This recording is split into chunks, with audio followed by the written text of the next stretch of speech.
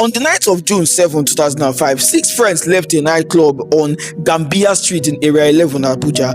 Chinedu, Ifeanyi, Paulinus, Anthony, Ekene, Augustina. 5 of them were young spare part traders from Apo Mechanic Village, while Augustina was a 22-year-old university student. She had just traveled to Abuja to spend time with her new boyfriend, who was Anthony Okike. According to the findings of a later judicial panel, a senior police officer, DCP Ibrahim Danjuma, was at the same nightclub that evening.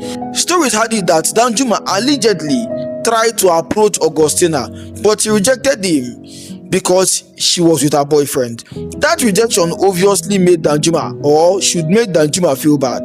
Danjuma allegedly again went to a nearby police checkpoint and informed the officers on duty that a gang of armed robbers would soon be coming their way in a Peugeot 406.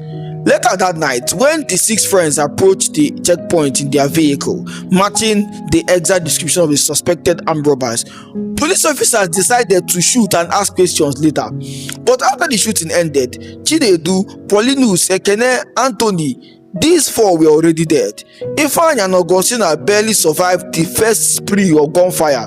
They were taken away by police in their van. Before sunrise, both of them were dead. Testimony later suggested that they were executed while in police custody. In the morning, the police then announced that they had killed a dangerous gang of armed robbers in a gun battle.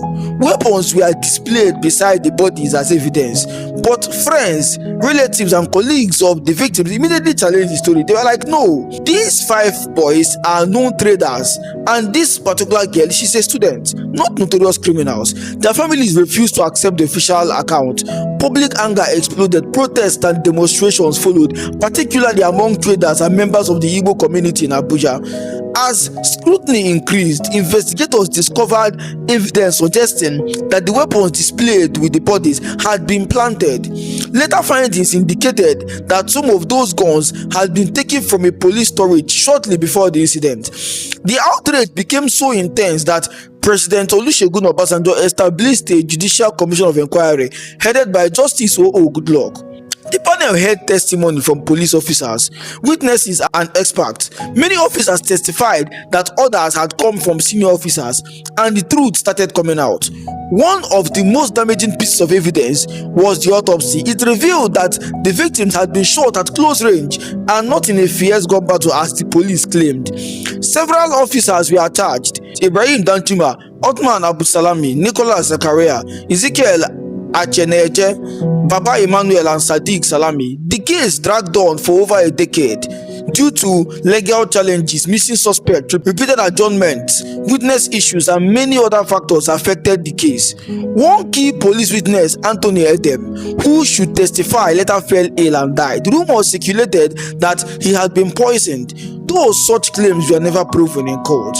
Finally, in March 2017, nearly 12 years after the killings, Justice Ishaq Bello delivered judgment. Ezekiel Acheneje and Baba Emmanuel were convicted of culpable homicide and sentenced to death for the killings of Augustina and Anthony. The court found their confessional statements compelling. However, Danjuma Ibrahim, Nicholas Zakaria and Sadiq Salami were all acquitted because the judge ruled that the prosecution had not provided sufficient evidence directly linking them to the killings beyond reasonable doubt.